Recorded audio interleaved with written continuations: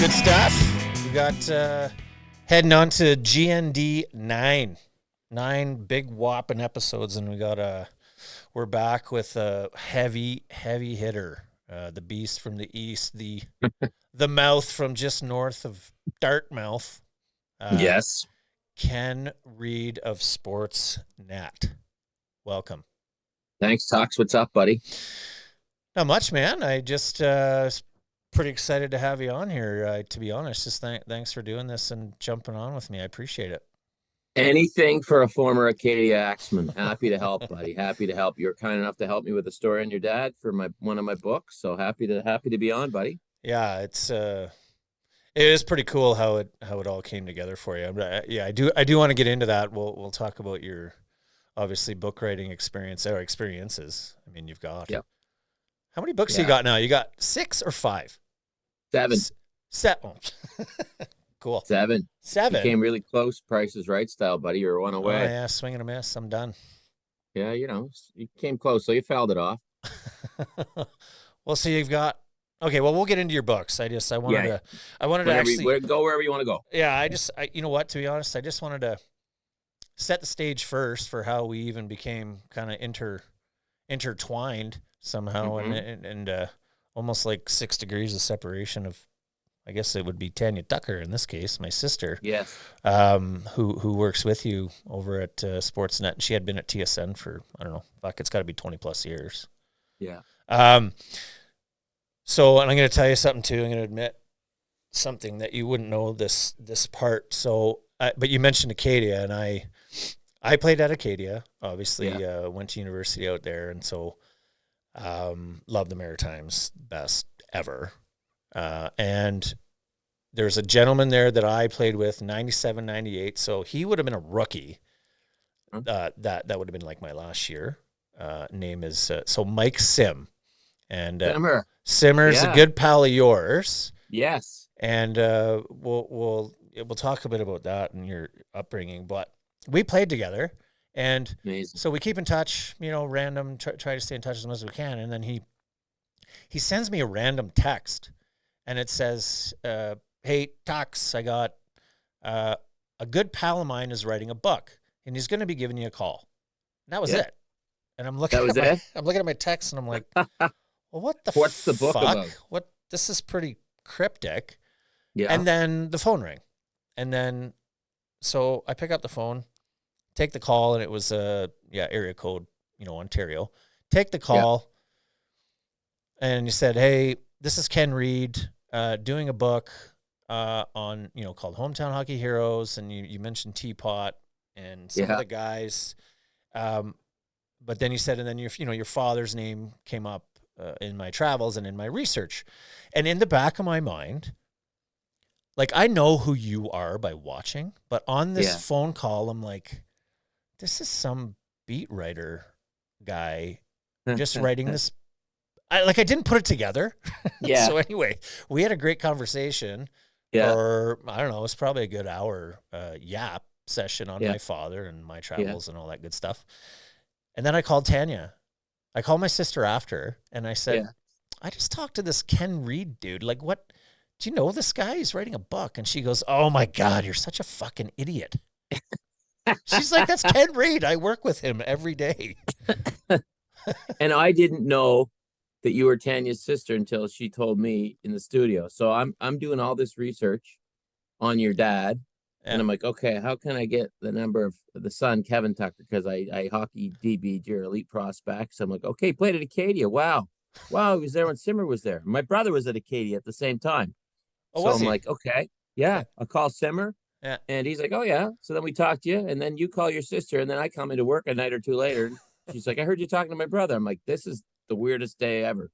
So I could have just asked my studio camera op all about her dad. And saved you the whole interview process. Got you right off the hook.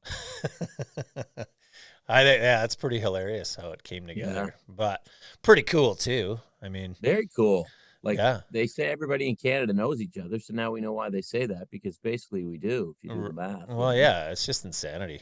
It's a giant country, but really, we're like living in a little bubble or something. It's we're in a total bubble. We're in a complete and total bubble. Absolutely. So you'd know Go ahead. Shout out to the great Mike Sam. Yeah. And so you would have been, so were you buds with his bro too? Because John? So my brother, so we grew up in Pictou County, Nova Scotia, and my brother Yeah. played rep all the way up with Johnny till John left for the Quebec League and then made his way to the OHL. Yeah, yeah. And the way it worked in Nova Scotia, we were from such a small place that two age groups played together, right? It's not like in Toronto where the 2012s all play together, the 2013. So every second year, my brother would play with Mike. So I got to know Mike. And then my first gig out of college was doing play-by-play for a junior A team, and Mike was the captain. So we go way back. No shit. Yeah. So that was the Maritime Junior. Was it the right? Yep. Maritime Junior A Hockey League. As you know from your travels down there, they were pretty liberal with who they allowed to play in terms of fisticuffs. If you could scrap, you were in. Yeah, you're in. So, that's it. Yeah. Different times. So that was a load of fun doing that league. I got really good at doing play-by-play of fights. Oh, I bet. Mm-hmm. Well, a bench brawl once. I remember a bench brawl once. A guy beat another guy into convulsions, and the guy kept hitting him. Oh, he kept pounding him. Yeah. The teammate had to pull his own teammate off the dude. Like, it was bad. So. That one made it onto the national. I thought that was going to be my big break, Tux. Is that was going to be the one? Didn't happen though, buddy. Just had to keep plugging away. Well, you're there now. You're there now. You're at the summit. Hey, you peaked. There we go. We're there now. So you must have played with Burnsy too, then, did you? Well, I didn't play. So you're talking Darren Burns? Yeah, I did. Legend. So he is a legend. So Darren. Yeah. No, Darren would have been at Acadia. He finished his last year right before I got there, and then when I got there, he decided to be the assistant coach. And actually, that's how I was able to get my number, which was 16. He was 16. Same number. Yeah. So Darren was an authority figure to you. Yeah. Real role model. Big time. He's still a role model to me. He's still a role model, yeah. He's such a beauty. Absolutely. He is awesome. He is awesome. Still the head coach there. Got a good program, man. Still the head coach. Amazing. Yeah, amazing program. I tell everybody, like, if there's any young junior player looking to explore Canadian college, and a lot of them, I don't know if they're like maybe I was when I was 20, because I was kind of brainwashed into thinking that CIAU or CIS now was not very good. I was led to believe that NCAA or nothing. And so I was entertaining scholarship offers, not full, some partials, and I thought I was going to Bowling Green. But anyway, I ended up with Acadia. They came out with a great offer, and they were ranked number 1, when I went in there. And I remember thinking, I'm going to dominate. Like, this is sure. Well, the first game of shinny, I mean, we were stacked, and of course we won a national championship my first year. But what I was going to say was, I tell these young guys that they want to go, if they're thinking about going to play anywhere, I always say Acadia first, because it was my favorite spot on earth, and I love the school. But I say, if it's not Acadia, anywhere on the East Coast, just please, you must go. Anywhere. Right. Anyway, that is the most underrated hockey in Canada. Yeah. UNB could beat half the teams in the East Coast League right now. 100%. No problem. Yeah. It's a hidden gem. Unlike NCAA back in the day, true freshmen used to go NCAA 18, 19. Well, U Sports, CIAU, whatever you want to call it, they'd go there at 21. So they were men. You'd play against guys 25, 26 who were men. It's all going to change though now. Like I got it on the lowdown a couple weeks ago. Now it's starting to become news, but the NCAA is probably going to let guys who played major junior play. So that's going to throw a wrench into everything, from like the BC League to the Maritime League to the USHL to U Sports to NCAA. It's going to be just a Wild West, so they figure out what's going on if they let major junior guys say suit up in the NCAA. Yeah, that is a game changer. That's the biggest part I remember is when we were my first year there. So I would have been 21, 22. I played my overage junior year out of Notre Dame. We would go down and play like Harvard and Brown and Providence and all these schools, and we would honestly kick the absolute shit out of those guys. Physically, Physically, it was. Now they were good, but they were. Yeah, it actually was not fair, to be honest. I'm sure it's changed. The game has changed, as you know, but we used to lay the boots to them, something fierce. Like, they like. they wouldn't know how to adjust to that, right? Like I remember my brother's team that Johnny was on and Mike was on. Yeah. Going to play prep schools down there, and the prep schools didn't know what to do once the hitting started. Like it was just they played differently down there then. They don't now. It's all the same now, I think. Yeah. Like we're no more physical than anyone else. God, go to a major junior game now. You think hitting's outlaw half the time, you know? Well, it's funny you said that because I got a good buddy. You might even know him. Do you know Mike Dawson? Mike Dawson, no. Well, he's from Ontario, but he ended up went to school with him at Acadia, played hockey with him. He's an OHL guy, and then he played St. Mary's after. I think he finished his undergrad over there. But anyway, he's now he's a scout for the Seattle Kraken. Okay. And so anytime he rolls into town, sometimes him and like Todd Harvey and a couple other guys will Todd the Bod. I love Todd. Todd the Bod. Yeah, we played together right in Cambridge, so we would hook up. I'd roll around with the scouts and go. Just texted the Bod today. Come on, did you? I swear to God. Oh, I swear to God. He's such a beauty. Yeah, he's the best. So anyway, I was gonna say, Doss. Yeah, when he rolls into town to scout, like he's annoyed at watching these junior games and he's constantly searching for what we call a throwback, like anybody with some moxie or who's taking the body, right? I had a great chat with a junior coach a couple weeks ago, and I said, okay, who's the guy here that watches games and doesn't just watch TikTok? And he said, this guy. And he said, he's the one guy I don't have to worry about. He plays the game right, moves pucks ahead, protects the puck. Yeah. So many, and it's just the way society is. Don't want to stand around complaining like an old guy, but listen, it's nice that you can go all Zegras, TikTok it up, bar down, do your stupid ass Michigan, but try that at the next level. That's right. And it ain't going to work. Like I love Connor Bedard. It's awesome. But even he finally hit that bottleneck this year. It's like, okay, you can dangle through Bantam, through midget, through the dub. He got caught doing the dangle. He got caught big time. And I'm sure your friend is just like, I just want to find a guy that plays the game the right way. Yeah. Or that shows me that he can play the game the right way. Shows that he can, yeah. Yeah. It's lost on a lot of kids. And I don't blame them. I mean, a lot of them just consume the highlights, right? They don't watch the game. Right. And I always tell my kids' buddies, I'm like, look, if you want to learn how to zippity doodle, zippity day, you can watch Trevor Zegras on TikTok. If you want to learn how to play the game, watch Sidney Crosby. 100%. 100%. Yeah. How old are the two boys, right? Two boys, 11 and 9. 11 the 11-year-old's a goalie, so luckily for me, I don't have to worry about him. The 9-year-old's a house league star, so luckily for me, I don't have to worry about him. But my 11-year-old is in the whole GTHL AAA thing, and I always am yelling at the kids on his team. Not yelling, but I'm like the old man. I'm like, guys, you're freaking out. Yeah, watch Crosby, watch the game. Don't watch TikTok videos. That's what they do, though, right? It's TikTok. That's what they do. And that's what they do. I'm like, listen, these guys making the videos, doing all the trick shots, it's awesome. It's amazing, but that's not hockey. Yeah. There's golfers who can do trick shots. They show up at long drive competitions. They do the trick shots. It's awesome. It's an exhibition. It's not golf. It's not golf. There's slam dunk guys who do awesome dunks. It's not basketball. No, it's trickery. It's sorcery. It's sorcery. Exactly.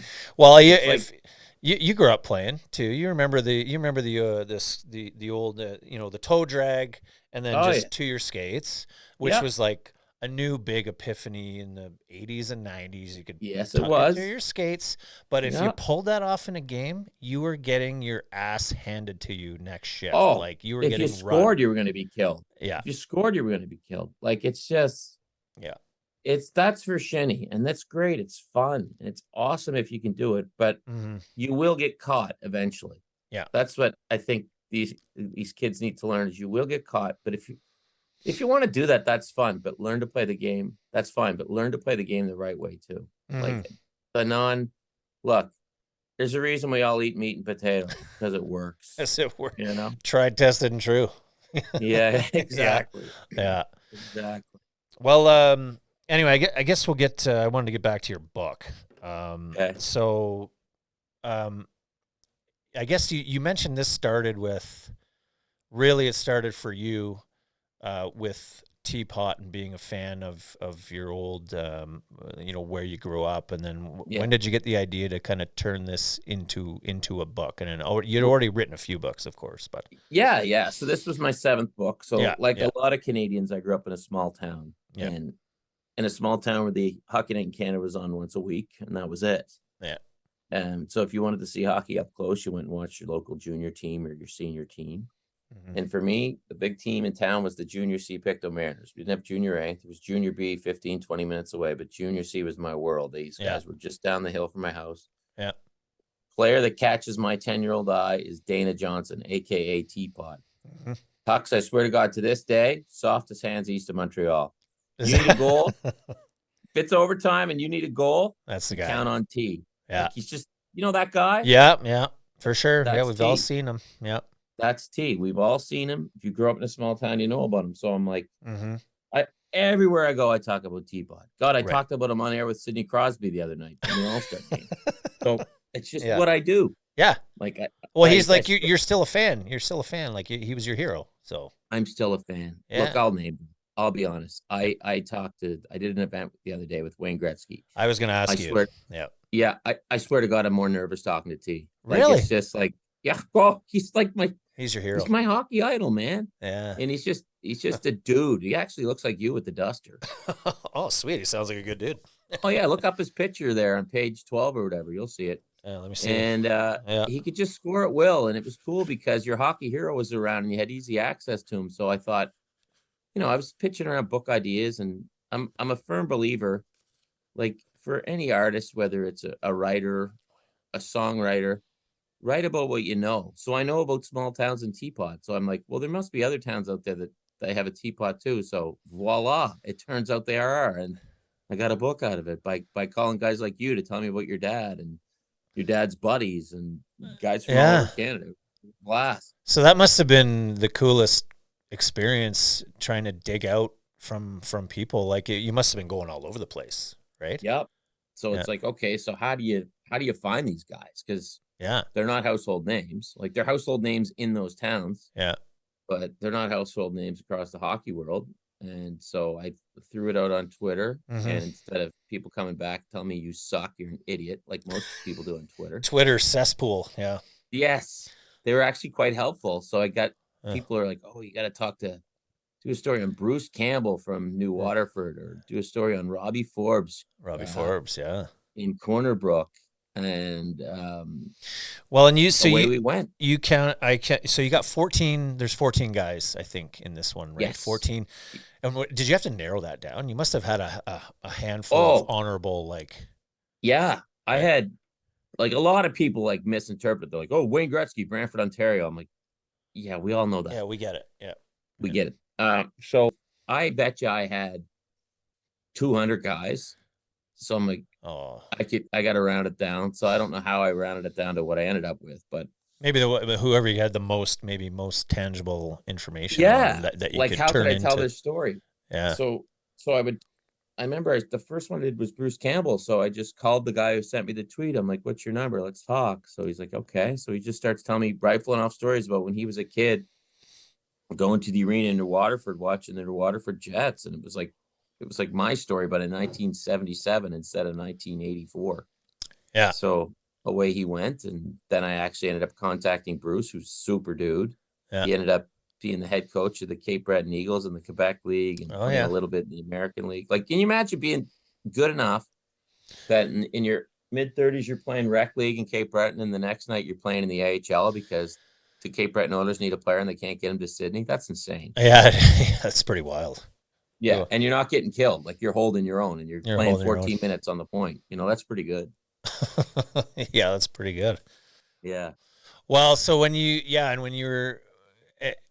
were digging in, I guess, and you came up on it, I'm excited because I get to talk about my dad, which is cool because we never get to, and now next thing you know, he's in a book. But when you I guess you ended up talking to guys like John Beachy and who you ended up quoting, and a couple of other guys. But I guess So how were all those guys when did you meet with them, or did you call them, or was it all over the place? Yeah, lots of calls. I did it all on the phone. Yeah. Did it all on the phone. Yeah. I'm trying to recall how your dad's name came up, but I think it was one of those names that someone had just sent in, and I think John Beachy may have sent it in. Yeah. So, just start talking to him about your dad. And, Mm-hmm. there's a few things out there about your dad. There's a few stats you can find, Yeah. but there's nothing in there that says like the Tucker taint or just how good he was. Yeah. And yeah. so, well, like, what's the Tucker taint? You can explain it better Yeah. than I can. Well, it's funny. All the boys that when I grew up, I would obviously play in the leagues or wherever I was playing in. But then my dad and all his buds, the Darcy brothers, Joe and Pete Darcy and Frank Darcy and George Sekeli and all these guys, they played together every. I want to say it was Mondays or Thursdays. I can't, but it was like for 30 years they played, and I always played with them. And so this is when I got to be in a line with my dad and all the guys. And I mean, this is good hockey. This is this is where I learned the game, the give and go, be open. You're not stick handling through everybody. It's one move the puck, the right? stuff that scouts look for today. That's right. Move the puck, be open, use your teammates. It was real. It was just a culture. And so I got to see my dad play, and he did. I mean, no joke. Like I was a good player, and I was always a leading scorer and all that stuff. But he really had insane hands. Really? So the Tucker taint, because the boys used to say it, give him the taint, and really it was really just a toe drag. So he'd come in, on his off wing. I'm a righty. He was a lefty, but you come in on your off wing, shoulder fake. Yeah. A short side so that the goalie goes down on his pads. Yeah. And then swing around like you're going behind the net to your backhand. As you're halfway behind the net, you pull your toe back and you tuck it in back side. Right? And that was just, he'd do it whenever the boys wanted it. Honestly, he did it, and everybody would just get pissed off because he could do it at will. And you're just like, okay, we need one. And he'd just do this move every time. And anyway, I got to see it, and I always, like I told you, I always listened fondly when they talked about the old man, because I did believe he was that good, right? So, well, like I always, like, your dad is always your original hero. Sure. As much as I love T, Dad's above it. So I love that your dad could be your hockey hero and your dad as well. Like that's pretty cool to have that combo, right? Well, it's pretty amazing. Well, when I read this one quote, not to beat it up, but Beachy had said it. I mean, I always heard it from my dad's buds anyway, on how good he was. But when John had said, this is John Beachy had said, this is from your book, I've used this comparison before when I've talked about Dave over the years. He was Gretzky before Gretzky. I mean, come on. Like, he was that good though. Like, think about like John Beachy saying that. Like that's amazing. Yeah. Yeah, pretty damn cool. Did he speak about like not kind of pursuing it as much, or was he at peace with it all? Yeah, he regretted it. He did. It's funny, I never really understood why he was pushing me so hard early on, and maybe I didn't appreciate it at the time, and I'm sure I didn't because I was a kid. I wanted to be a hockey player. That was my goal. But all he ever said near the end of when I was getting older, and he just said, if you get the chance, you make sure you do it. Do not pass that up. And like you mentioned here, like a lot of his buddies said, they don't really understand why he wasn't motivated to play. I think what he told me is really he wanted to go to school. He wanted to be a teacher. He wanted to earn a living, but also he didn't have the benefit of foresight, knowing that the NHL was going to expand from 6 teams. Right. Like, he probably looked at the odds and said, okay, I'm good, but there's what, like 100 guys in the NHL then? 100 to 120? Like, I mean, come on. Yeah. Yeah. No, it's pretty tough. Yeah, who knows? Very tough. And $100 is on a seed form, so the New York Rangers can own you forever. You know, that's insane to think of. I'm sure there's a lot of guys in this book that if they knew, it's like for anything in society, if you know now what you knew then. But I like that most guys, and obviously I didn't get to speak to your dad about it. No. But I like that most guys are like just honored that anyone remembers them. Sure. You know? Yeah. You know, like everybody wants to be remembered, whether you admit it or not. And what I love about it is that even if you're playing junior C or senior B, there is a kid out there looking at you who thinks, "Wow, you're super cool." Like my son this week met a kid who plays AAA U15, and he was just kind of looking at him like, "Wow, Yeah. you're super cool." And he always Yeah. wants to stay and watch the under 16 game after his. He plays for a team called the Don Mills Flyers. Yeah. He's U11, and he always wants to see the U16 guys because he knows it's their OHL draft year. So he thinks they're super cool. So, Yeah. just like, I mean, God, we'd watch my dad's old timers team and we thought there was guys that were really good on that. Like Well, Pat because they Roach. were. Pat. They were. Sorry, They Pat. were. Who did you say? Pat Roach? Pat Roach. He was a sniper from Shetticamp. He worked at the Michelin plant and picked up. He could score at will. But like, you must have learned from your dad. I'm envisioning that skate. I bet you no sticks were ever above the knee, the blade. Yeah. Yeah, no, you're right. Yeah, never. Yeah. And, I remember specifically training with, the Darcys. Frank and Darcy used to run a hockey school. His kid, who was also, he's just a little older than me, was no slouch, Ryan Darcy. He had a great career. We would go to these hockey camps. We would work on like these what seemed silly, like moves, under 2x4s, under pylons, and putting through under skates, falling to your knees and kicking it from your knees, and that you might use once in your career, but it actually comes together. But all these the culture was just, it's definitely different. It was not about being fancy. It was about being effective and using your teammates. I just see it now. I love how you said learning from your dad, like use your teammates. Yeah. I think that's lost. And like the kids that are going to grasp that and get that are going to be such better hockey players. Yeah. Because I mean, I know when we were kids, there was always like, it takes you a while sometimes to get your vision, to know what's going on around you. Mm-hmm. But it just seems to me like just watching so many levels of hockey now, guys move the puck, give and go. Yeah. Use the guy with you. You can't skate for everybody. No. It's not a video game. Well, it isn't. No. I don't know. I'm coaching my daughter who's 6 now, and I'm helping coach her. So they're, U7s. And I love coaching the girls. They're amazing. Yeah, they listen, I hear. Oh, man, they listen. Yeah, the focus is amazing, and they're cute as buttons and rainbows and unicorns and all that stuff. But when it's time to play, like they play hard. But we're just trying to teach them, teammates, use your teammates, just pass it instead of shooting it away, try to pass, use your friends.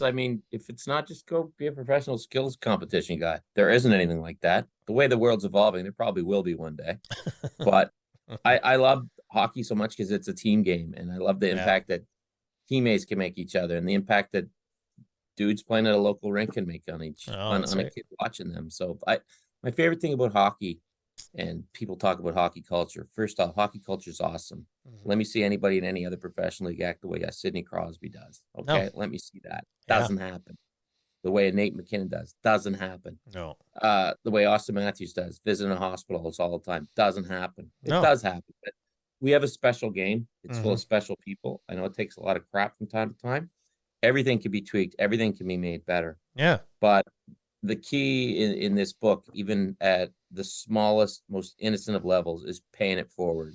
Mm-hmm. Like Teapot knew when we saw him downtown that was a big deal to us kids, right? Right. So come over and say hi and sign a hockey stick for you if you wanted. Yeah. And I'm sure your dad knew it as well, that when you were out playing with him and your dad's friends saw you, they knew they had to pay it on to you. Yeah, they did. Yeah. Yeah. They were constantly coaching me and pulling me aside and talking about the game and how to play it right. And it wasn't about, flash and glory or anything, but it's like, you got to want it. If you want it, you got to want it. So if you want to go there, you got to want it. And that's the key. Mm-hmm. If I gotta pull my kid out of bed, it's not going to work. I can sit here and scream at him all day, but you got to have the drive. You got to have the passion in yourself. Yeah.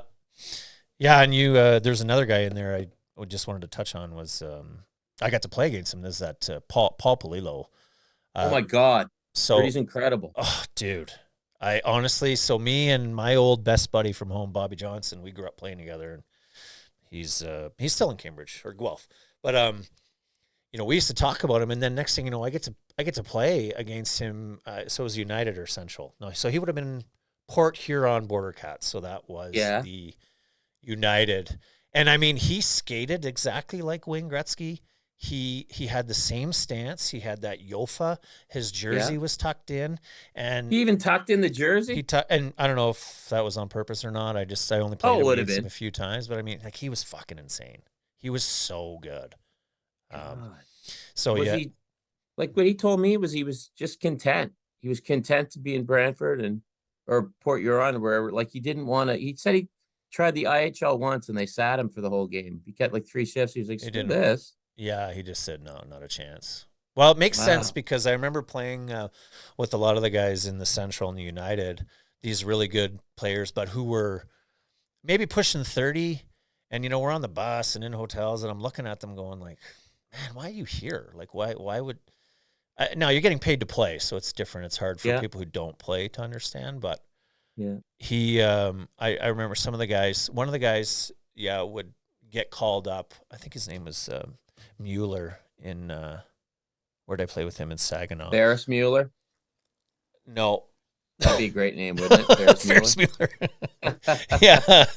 No, yeah, I think it was Steve or anyway. He would get called up, but he didn't want to go either because he actually made better money playing in the United League. And why go up to the grind and get treated like shit and get your ice time limited? It's like I can have a good life down here, you know? Yeah, like Paul's got his dad's construction company going. He's living at his own home. Mm-hmm. He's got his wife. He's in Brantford. It's his hometown. Yeah. He can be the big fish. Like, that's so cool, though, that a guy that, like, he loves Gretzky. I thought I loved Gretzky. Like, he loves Gretzky. Yeah.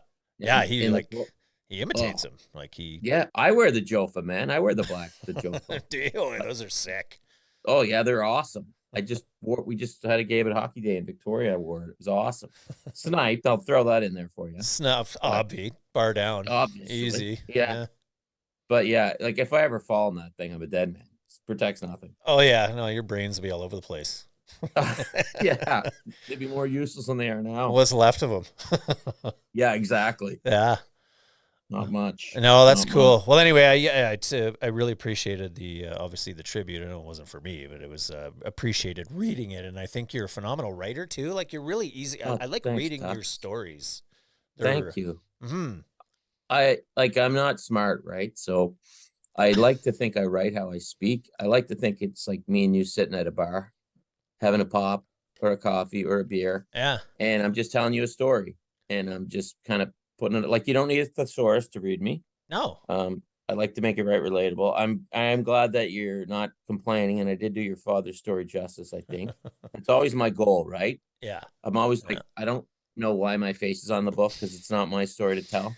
It's other people's stories, and I really hope that one day your daughter can read this. Sure. And go, that was my grandpa. Yeah. Oh, that's super. Yeah, I did definitely thought of that too. My you know, when she's able to finally read. But there's a picture in there of the old man, and I've shown her that, and she's starting to understand, and she's actually pretty good player. I don't want to be biased or anything. Yeah. My buddies are making fun of me because I brag about her already, but she good. scores a lot, and I'm like, hey, she's smiling, so I don't care, you know, as long as she likes it.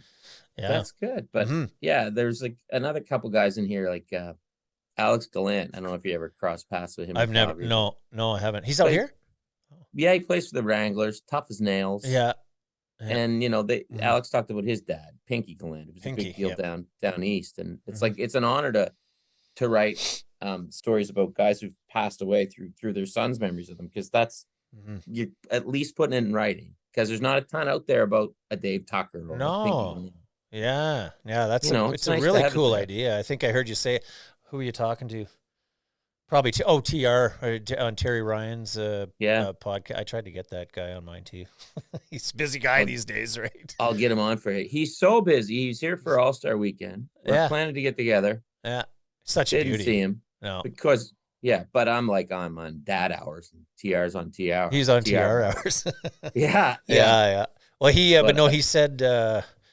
I think you were talking about on how many guys you had, and you mentioned you could probably easily do a second box. Absolutely. TR too. He sees the game like we do. Yeah. And his passion is just like it's the same. He grew up watching Robbie Forbes. Yeah. I grew up watching Teapot. I love Terry Ryan so much.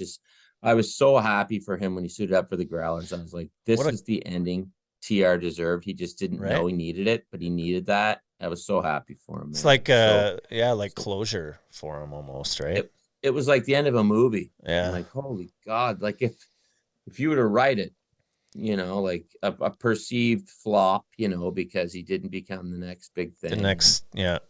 Yeah. I can't imagine the pressure on a kid as being a first round pick in 1995, let alone today. Oh man, no, like it's well, I think they're trying to do it a little smarter these days with bringing the younger bucks in. I just watched that Alexander Daig doc on. I haven't seen it yet on Prime. Yeah.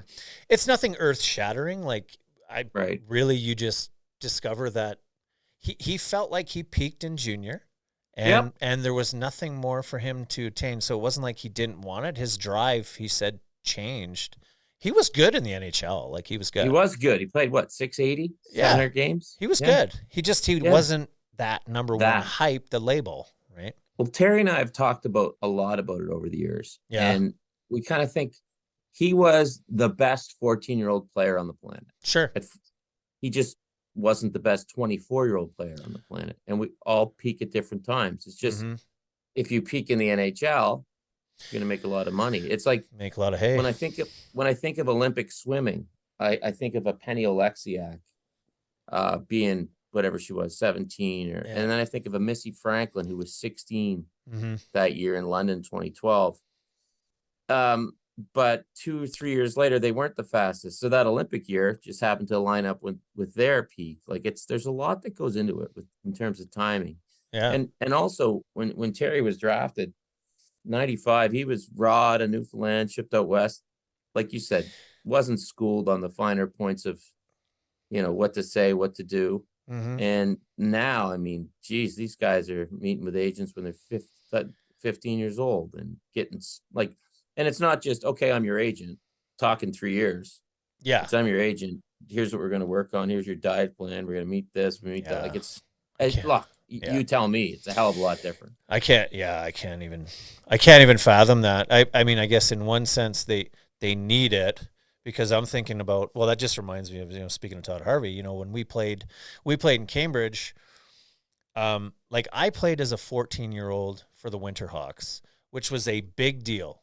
And now I got like 10 games in or something as a 14-year-old. Real big deal. And now you're hanging out with 20-year-olds. And I'm going to the bar with 20-year-olds, and my sister, I remember, would be in a bar, and she'd be like, you know, what the fuck are you doing in here? And I'm like, Tanya Tucker was not impressed. Not impressed, you know.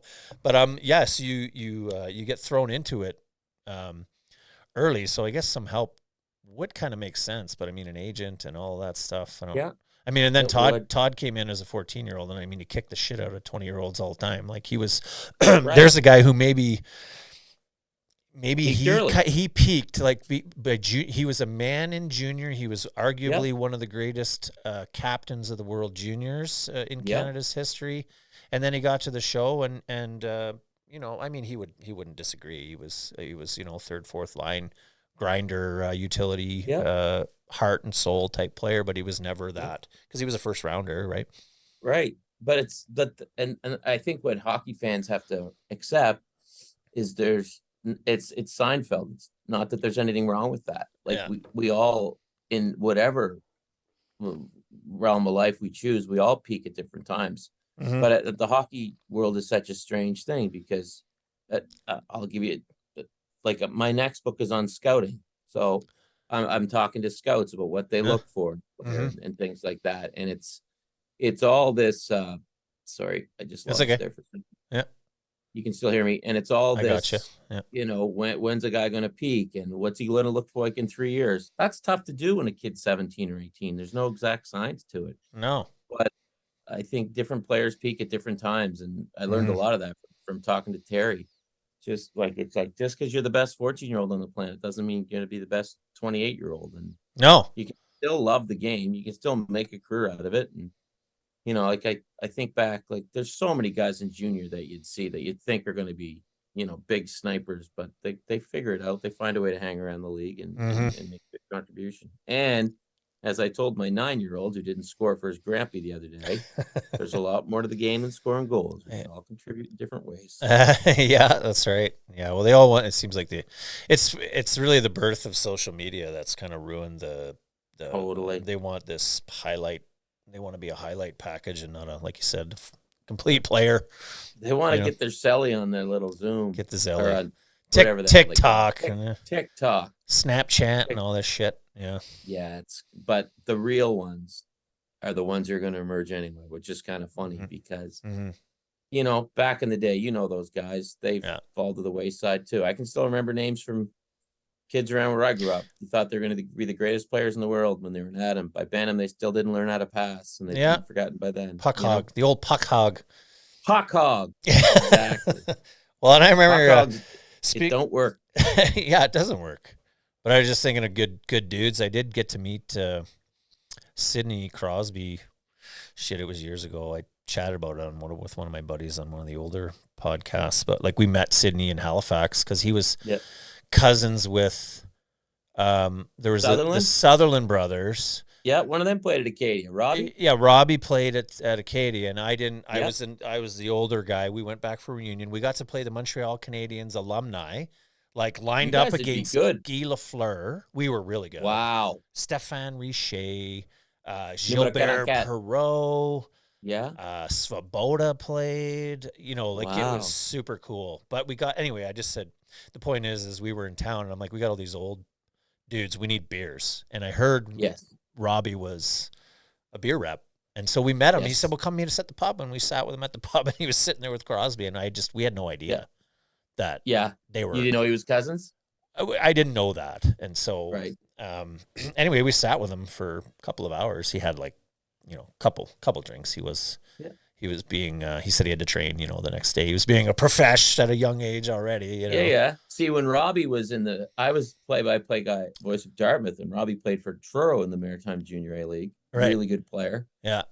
Unbeknownst to me at this time is when they'd play in Dartmouth, little Sydney was in the crowd. Oh, no way. Yeah. So Robbie, his brother's Darren. He works for Hockey Nova Scotia. Okay. Really good hockey family. And of course, their uncle's Robbie Forbes, who's in the book. He's in the book. Plus, there's not a lot of branches on our trees in Nova Scotia, is what I'm saying. You know that. Hey, you live down in the valley, so you know all about that. I don't need to tell you about the goalers and all that stuff. The goalers, holy Christ. Yeah. I tell people all the time about the goalers out here. I bet you heard about that down at Acadia. I heard how it all came out, and actually there's another good show. We're getting off, but that's my favorite part. You ever watch the Forgetting Kinley? Yes, wild.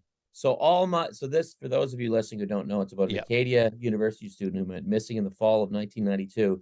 All my buddies were Frosh that year. Right. Like, I'll name drop, Craig Clark, Scott Lander, Jeff O'Coin. All my buddies went to Acadia. Yeah. And they just thought, dude went home. It's a wild documentary. I only remember seeing the missing picture everywhere. I remembered the picture when I saw the doc, and then they started. Anyway, this documentary, even if you don't know anything about the school, it's incredible. No, it's so crazy. Holy shit, it's crazy. Yeah, by the end, you kind of get an idea. Not to spoil it, but it's gets a little. It's weird. Wild, and you know what? Like, my buddies say it wasn't even a thing. It was just like, oh yeah, that guy went home. Like, it wasn't a thing. And they didn't. And then typical, like all these other crime docs, small town policing and not enough resources to investigate and cover up. And are you pretty good for time? Like are you? Yeah, I got all the time in the world. Yeah. Sweet, good, okay. Because I did want to chat about some other stuff. I wanted to. Sure, go ahead. The first books you wrote, which were hockey card stories. Yeah. So you grew up. You've got a massive hockey card collection, correct? Yes. And I literally just gave away 35,000 to the kids on my son's hockey team. You did? Yeah. I gave them all 35,000. A box with around 3,200 cards in them. Oh, so wow. They're all doubles and stuff. So they were all from the 90s mostly. People who are hockey card aficionados and baseball card aficionados will know there's not much value in a lot of that stuff. So there's not, eh? it's a way I already had doubles of them all. It's a way for me to, hopefully they can catch fire with the collecting gene. And as I like to say, Tux, they're little pieces of hockey history. So learn as we go, kids. 100%. Yeah. Well, I mean, everybody. I remember collecting. I loved it. Yeah, I'm pretty sure I had a Gretzky rookie in my bike spokes for sure. Like I remember. Bet you did, and you were in that prime era too. Yeah. Like 1990 Upper Deck, right? Mm-hmm. You're right, the right age for that. Pro set, score. Yeah. When it was just just exploding. Yeah. Oh, it was awesome. So how many cards do you have right now in your collection? You figure 50? Well, since I gave away the 30,000 or so, I probably got 50,000 left, which is still quite a few. That's a lot. That's a lot of cards. A lot. But I'd like to pare my collection down as I get older, but I do enjoy them. And they keep showing up at the house. So, I take in strays. But I only got the one Gretzky rookie, like still the original one from when I was a kid, which is really cool, really special to my brother and I. Yeah. But my first books were on hockey cards because I like to say, like I was saying earlier, write what you know. So I know hockey and I know how to supposedly spin a tail. So I just called the guys up and I said, hey, why do you have a perm on your 81 O-Pee-Chee? Or how come that's not you on the 84 O-Pee-Chee? Yeah, who is this? Yeah. Who is this guy? Did you ever find out who this one fellow was? There's one guy. Yeah. I called him Brian Maxwell, and he's like, yeah, I watched that one. I watched that episode. Yeah, I had 3 hockey cards. I'm only on one of them, and I don't know who this other dude is on my card. I'm like, well, how can you not know? It's a different person. Yeah, it took years to find out who it was. It turned out it was a guy who had a tryout with the team in the WHA, and he was a gym teacher in Chagrin Falls, Ohio. Yeah. Yeah. Whereas the Tragically Hip would say, the unknown don't even go. That was one of their songs. That's right. Yeah. Yeah. Well, you never know. My and I had asked you for when you wrote the book, and when I found out that you were a card collector, I had asked you to sign a copy for my father-in-law, Jim Murphy, and God love him, just adore them both. But Jimbo, did I do it? Did I sign it? You did. You signed it. You sent it. You nailed it. Good. You nailed it out of the park. He's very happy. He's got 75,000 cards. He is he collects everything. He's got like 1,000 bottles of wine. He's got the coins, and then he's got these hockey cards. So I actually, I went in there. He's down in Mexico with his banana hammock on right now and doing the retirement thing for 5 or 6 weeks. But like I brought a couple of cards in. I couldn't. He's got binders. These are graded. He's serious. Oh no, he's serious. This is graded stuff. Is he in Calgary? He's in Calgary here. Yeah. So does he know you stole these? I actually had to text him to ask, and he was telling me which ones to search for, and I was looking for. Okay, wait. By the back of that one right now, I'm guessing, is that a Tony Esposito rookie? No, but you're the right era. But anyway, I was gonna say he tried to get me to find a Patrick Waugh PSA 10, 81, 82 O-Pee-Chee. Anyway, I couldn't find it. 86, 87 is rookie? I don't know. Okay. Yeah, I don't know. I feel like, well, I don't know. You would know better than me. You're the sports guy. Is that his rookie 87. year? Yeah, 86, 87. That's his rookie year? Yeah. Well, maybe it was a 91 I was looking for. I don't know. Card. Okay, Jim, we're going to dig into your cards, buddy. Dig into Jimbo's cards. So these are randomly selected, but he has this guy on display. Oh, wow. So he's got a Bobby Orr. Okay, so that is the Esposito rookie year. So I thought that might have been it. Because you recognize the back. Yes, right? Exactly. I'm that big of a nerd. And now this is we'll go up in a grade, but this is a 2 good. So, and he didn't ask me to do this. He didn't ask to find out. I just thought I'd pick your brain because this is what you do. What do you think? Yeah. What do you think value of some of these are? Like if they're it's a 2 good. 67. So okay, so that's a 67, 68, 2. Not very good. He knows it. He understands this stuff. Like $100 to $200 on that, maybe. A couple $100. He just started doing trade shows. Trading? Yeah, he just started. He sells. He goes to the shows now. Yeah, I said I'm going to join him one day. I got no idea what I'm doing, but Tux, you have to. It's fun. It's fun. It's just like you never know what you're going to see, right? Like it's an adventure. Like people always ask me, what are you looking for? I go, whatever piques my interest. Yeah. You know? Like Comic-Con. I collected comics when I was a kid. So Totally. You're a cool hockey player who collected comics. You break stereotypes. I was nerd. Hey, dude, I was into acting too and improv and all that That's shit. Okay. You should be on Shoresy now or something. Get on with TR. This will be my Hitchcock audition tape. Yeah. Here we got one right here. Wait. Oh, what do you want to see? The back? You show me the back, I'll show you the year. That's 82-83 O-Pee-Chee. Yeah. You know the back, yeah. Eh? Yeah. See, I remember this because this is my era. Yeah. So this is a Wayne Gretzky 82. So that's a graded PSA 6. So that's nice. Not great. Isn't that the classic Gretzky pose that we grew up on? Like he's just kind of looking around, coming back from commercial break, going, where am I going to snipe? Where am I going to snipe, and where am I partying, and where are my boys going to protect me and keep me out of the public eye? If 3 guys come surround me, how easy a dish am I going to make to a wide open Yari Courier, Dave Lumley? Okay, show me the back of that one. Okay, here's the back of this guy. That is also 82-83 O-Pee-Chee. Yeah, 82-83. Okay, so this is another Gretz. This is this guy, but this is a PSA 8. Nice. So that's pretty good. That's a league leader. Now, is that the one that says most goals or game-winning goals? Yeah, so this is a assist leader. There you go. Wayne Gretzky. What was this? Like his points were ridiculous. That would have been 120 assist. Yeah, that was his 212-point year. 212-point year. Yeah, to go with the 92 goals. 92 so the great thing about collecting cards, say the 82-83 O-Pee-Chee set or the 83-84. Yeah. You're going to get a Wayne all the time because he had his regular card, he had his all-star card, then he was on like 3 or 4 league leader cards. So Waynes were everywhere. It was the best. Wayne was the best. God, man, I tucked my into my snow pants. Like, man, I looked cool. Wayne still is the best. I still wear my Dow 301 skates. The Danny Dow. To this day. Dows. I got them in 1989. I still wear them. You still got them?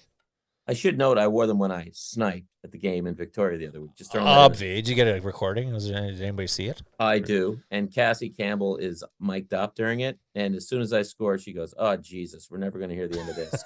And we won't. And you won't. No. Snipes McGee here, Ken Reid. That's right. Yeah, here's another one. I just got a couple more. All right. I got okay, so you recognize so now we're getting the modern era stuff. So I have no idea. Yeah, no idea. I don't know. It's a Connor. It's a McDavid. I just that's a McDavid Young Gun. Yeah, McDavid Young Gun. That's a 7. A 7. So PSA 7. Okay, I just saw a 10 went for around $3,000 US the other day. Jesus, fucking money. And I just threw him in here because it's Connor. He's just starting. It's a PSA 9. I mean, I don't know what his value is. It's a national. Nice. It's called the Pride. Jim's got a good collection here. I like this. Respect. Oh no, he's the real deal. Like he's hardcore. I mean, he's realer than real deal Holyfield. That's right. Yeah, he's gonna love it. I got a question for you. Yeah, give her. Okay, it's about your sister. When I realized her name was Tanya Tucker, I'm like, that is unbelievable. Oh yeah. How much abuse did she take as a kid for having the name Tanya Tucker? Because I took a fair bit for having the name Ken Reid. Ken Reid, there you go. Obviously. Skier. Yeah, she was a country music star. All the time. Yeah, she hated it. Yeah, it drove her insane. Yeah. Okay. Tanya Tucker, yeah, no, she did not like that. But I think at the time, Tanya Tucker, when she was named, I don't think she was on the radar or wasn't hugely popular yet, the country singer. So I don't know. Correct. But then Tanya Tucker took off. Baby, I'm down to my last teardrop. I remember that song. Yeah. Old I'm TT. gonna give her abuse tonight at work. How does she I've been hearing for years, you guys work together, like all you guys on air, they refer to you guys as the Poodles, right? You're the Poodle. Yeah, the talent. Yeah. Poodles, that too, eh? Jeez. You should ask her how high maintenance I am. You're probably not at all. Are you pretty high maintenance? She sent me a thing from Shoresy today of Jonathan Torrance doing his French character, and she says, "This is you because I'm always speaking in French to her counterpart Sébastien Morin." So she said, have fun with little brother today. And she sent me the thing of Frenchie JT from Shoresy doing his Remy whatever he's Yeah, called. So let's hear it. Yeah, fire away. Now, I knew we were called Talent. I didn't know we were called Poodles, but that makes a lot of sense. Well, we are little show ponies. Well, they gotta get you ready and get you fluffy up and get you all, Get us ready. And, yeah. And I'm always, Tanya, can we get audio of the game? Tanya, can you move that monitor for me? Yeah. Poor thing. Worked together at the NHL Network. Labor. TSN. So he came in a few years ago and said, we used to work together. And I go, yeah, that's right. We did. I remember, pal. Hey, buddy. I remember, buddy. A little fist bump for you there, pal. Yep. So, yeah, we try to have as much fun as we can. Yeah. She likes it. I think she originally wanted to be like on the air. That's what. A poodle? She wanted to be a poodle. Yeah. No, she's a puddle. I didn't know that. Maybe I'll get her on the desk with me tonight. We'll put Evanka out of the way. Yeah, see if she gets her neck blotches when she gets nervous. Oh, really? Yeah. Oh, I'm gonna say that to her. Yeah, you should. Yeah, know that. Remind her of her face. That's why she's always wearing turtlenecks around me. Yeah, big like the broken neck turtlenecks. Yeah. Yeah, the NSYNC ones. Yeah. Yeah, they were cool for a while. 2001, hanging out with Cowboys with my frosted tips. Yeah. Yeah. Hey, so I was gonna ask you a question, because obviously you devoted your life to broadcasting, and you went to school, you went to University of Maine, correct? And you did communications and broadcasting, or just broadcasting? Journalism. Yeah.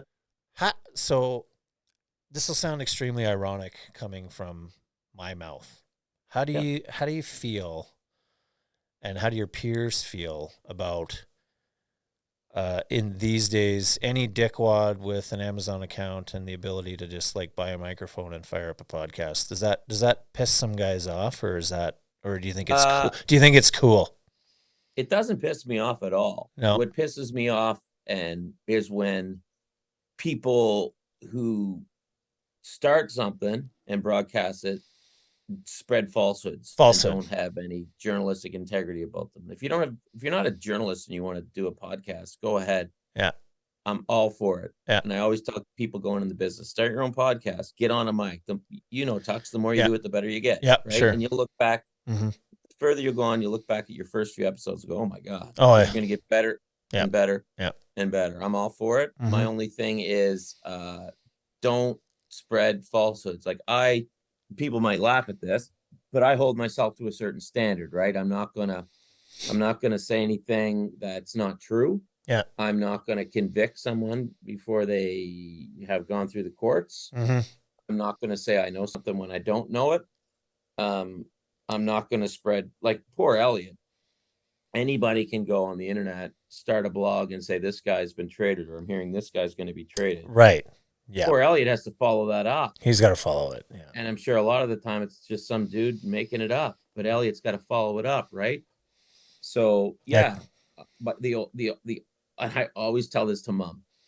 Mom will say, I heard this on Facebook. I'm like, Mom, what's the source? Yeah, what's the source? Yeah. Consider the source. So I take great pride in being some old fart who's been around, who works for Sportsnet. So, we're reliable, and your buddy with a TikTok account might not be. But you're there for entertainment, fine, but always consider the source. And if you are a prospective broadcaster, by all means, start a podcast, start talking to people. The more you're on the mic, the better they get. Yeah. No, agree 100%. It's funny. I actually, the year that I skated with the national team, when it looked like I was sticking around, like I had a great first camp. So this would have been 89 99. And by the way, they got to bring that program back. Right. Yeah. I talk about that all the time too. The amateur program. But anyway, I was skating there, and I thought, okay, I'm going to stick around. Maybe I should look at some schooling. And I actually tried to get into the communications and broadcasting at SAIT here in town. Great program, by the way. Which is, apparently pretty good. And I think I was talking at the time, was Mike Toth? Toth. Yep. Is it Mike Toth? Yeah. Mike Toth, yeah. I was dealing with him at the time, and I was going to work with him. He was working the Calgary Cannons, I think the baseball team. I was going to go. Yeah, he'd have been at 2-7 then, probably. Well, I don't even know. I can't remember. See, we almost crossed paths because I started at 8 Channel Calgary in 99. Well, I was going to say, you were in Calgary, right? How long were you in Calgary for? 5 years. Yeah. 4.5, I guess. Do you miss it? Do you like Calgary better? Yes, God, I loved it. It was my favorite stop on all my cross Canada tours. I loved it, and it was there at a good time, right? Yeah. Funny, we talked about an athlete's peak. Yeah. Well, I was in Calgary I got out there when I was 25, and it was what I needed. It gave me a chance. Well, it was probably a boom town also when you were here. It would have been dude, good times. Yeah. It was rocking and rolling. You didn't pay for many drinks at Cowboys, put it that way. Good party. It's a good party spot. It was fun that way. But it's funny you mentioned the national program because I've been like at wit's end lately because every time a good young player comes up, I'm like, U.S. National Development Program. You Google them, U.S. National Development Program. Yeah. They're kicking the crap out of us with that Ann Arbor setup. Yep. And I'm like, how can we do this? So I've been hearing there might be some changes coming to junior hockey and the NCAA stuff. But I'm like, and you just mentioned the national program. I'm like, if we reestablish that and put our good young players into it, we'd be producing some pretty good players because for years it was kind of like, okay, you're not good enough for the NHL, so go to the national program. Yeah. Maybe it could be a great feeder, kind of like that U.S. National Development Program because I'm sorry, 60 major junior teams are too many. It's way watered down. Way too many. It's watered down. Well, now when you look, I mean, there's so many players playing. You've got major junior, you got tier 2 junior, you got junior B is really, I mean, it's huge in Ontario. And look how good that hockey is. I mean, I don't know. We've always had lots of teams. Yeah. It's just in the past we had fewer major junior teams, right? Yeah, that's right. We like when you were a kid, I'm guessing the O was probably 14 teams. Like it should be, honest to God, it should be 12 in the O, 12 in the Q, 12 in the dub. Like that. And listen, going back to the book, every town in Canada had a junior team. Well, that's not the case anymore. But if we stack the deck accordingly, and if we had 12 major junior teams in Ontario and 12 in the West and 12 in the Q, guess what happens? Yeah. The competition gets better. Best are playing best more. Best on best. Now, that's what it's about. I mean, some nights now you can be a top prospect and you're playing a guy who's, maybe a team does it as a line that's just hangers on because, I mean, if you look at how the U.S. is developing their players against how we are, they're winning the race right now.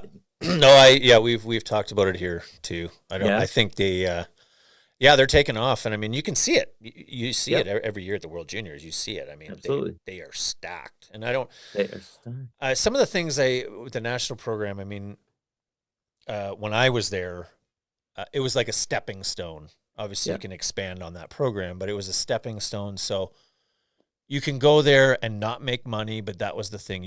They pay for you. I think it was $15,000. They paid you. And you still had to pay your rent, but it was a stepping stone, and you had the Olympic dangler, right? Like, was that run through the CAHA or Hockey Canada? It was Hockey Canada. It was Hockey Canada, and so it's Hockey Canada and CAHA. Remember back in the day, the CAHA as a kid. Yeah, I could go on. We could do a whole podcast about what's going on there. Okay, but I think we got to relook at how the CHL is working, how we're doing it because it's just. Look, I'm all for you having every town having a hockey team, but it doesn't necessarily have to be called major junior, right? No. There's too many teams right now. Way too many.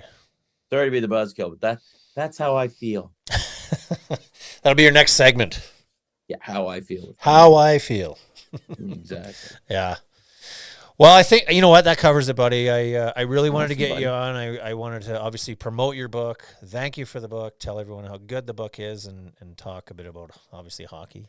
Right. Awesome. Yeah, Kev. I love talking hockey. I love that the old Tucker taint, Dave Tucker, was in the book.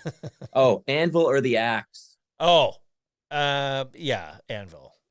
Anvil. Always. No question. The Axe, like, oh, is that a bottle? Like that. They're just too anal there with their rules. Yeah, they were anal. You know, I actually slept in the fireplace of the Anvil, like my first night. Impressive. Yeah, impressive. Yeah, Joe. I believe that. Joe found me in there. Yep. Oh, good old Joe. Good intro. Oh, Raffy.